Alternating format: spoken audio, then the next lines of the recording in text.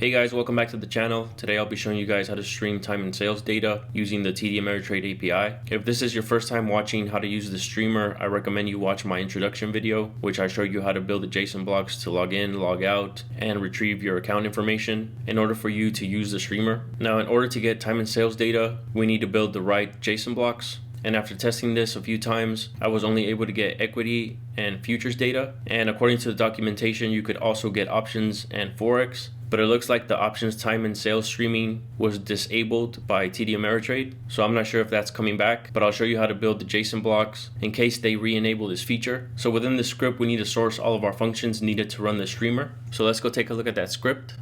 And in the script, you'll find all the JSON blocks needed to log in and log out, which I cover in the introduction video. But for the time and sales, we only need these 4 functions. So we start off by building the JSON block needed to stream the time and sales. And what we need to pass in is a symbol and the service type. So for the services, we have equity, Forex, futures, and options. But as I mentioned, I was only able to get equity and futures. And I'll go over some examples in our main script. But if we open up this function, so it'll return a JSON block, and in the JSON block we need to specify the service, which is passed through. The command is subs for subscription, a random request ID, your account, and source. And again, I show you how to retrieve these in that introduction video. And for the parameters, we need to list the keys, which is the symbol, which is passed, and the fields, which is 0 through 4, which contain a timestamp, the last price, and the last size, along with some sequence numbers. So I want to retrieve all the information that's available. So after we build that JSON block, we're going to go ahead and return it. Now, it is possible to retrieve time and sales for multiple tickers. So depending on the number of tickers you want to run and get time and sales data, you will need to modify the next function,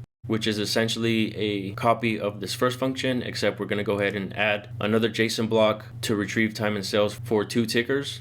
So we will need to pass in 2 symbols and 2 types, and then this whole JSON block will be returned. So after we send those JSON blocks, we should start seeing some messages out in our console. And I have built some functions to retrieve those messages and turn it into a data frame, which will contain all the time and sales data. So the following 2 functions will take care of retrieving the messages and converting these into a data frame. And these 2 functions are essentially the same, except that the second function is used when multiple tickers or symbols are called, since the messages will pack all the time and sales data for the tickers you request, whereas the first function will retrieve the very first instance or table of the time and sales data. So in this first function, we start off by listing all the messages we receive in our environment. Now we need to get rid of the messages that don't contain any data. So we reassign environment names. Now we need to scan within those messages and extract the data. So I'm going to use lapply by passing in my environment names or messages, and I extract the data and turn it as a data frame. So this is the line that is different in the second function. As you notice, we have one which will just retrieve the very first instance of the data, whereas in the second function, we first extract the length of that message and then retrieve all the contents and data within those messages. And then we row bind all the data together and return that as a data frame. So these are the only lines that differ from the very first function. So let's scroll up to that very first function again. So after we retrieve all the data from the messages, I'm going to use rbind_list to row bind all the data frames together. And then I'm going to format the timestamp by using as_POSIX_CT. And after we format that column, I'm going to rename the column names. So we're going to have our sequence, our symbol, our timestamp, the last price and size, and the last sequence number, and then we're going to return that as a data frame. All right, so let's go to our main script now.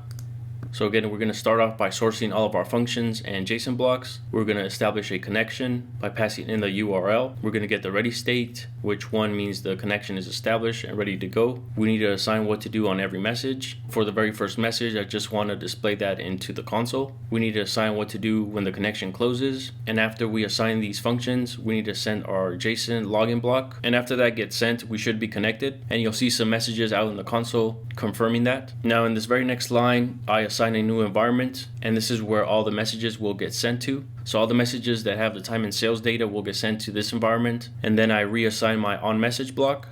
So for the onMessage, I want to display the data out in the console, along with assigning that message with the time and sales data to my API data environment so that we can later access it. So after I establish my onMessage block, I need to build JSON blocks to retrieve the time and sales. So here I gave you 3 examples. The first will retrieve the futures time in sales, the second is for equity, and the third is for options. But as I previously mentioned, this has been disabled by TD Ameritrade as of the time of this recording. But for now, we can pick either futures or equity. And if you want to retrieve data for 2 symbols at the same time, then we would use this function, and we need to assign our first symbol, the first symbol type, our second symbol, and the second symbol type. And we're going to pass those into this function to retrieve the JSON block. So now we need to send our JSON block, and that's done by using this following line. So this will send the JSON block out to the streaming service, and we should start receiving messages, and you'll see that out in the console. Now while this is running, you can get the time and sales data by using this function. So here I'm just going to use view. So here we will use the function we built to convert the messages into a data frame. So again, we could run this continuously as we receive messages. It won't stop the messages from coming in, and whenever you want to log out, we need to send our JSON logout block, and finally just close the connection. So let's go over an example.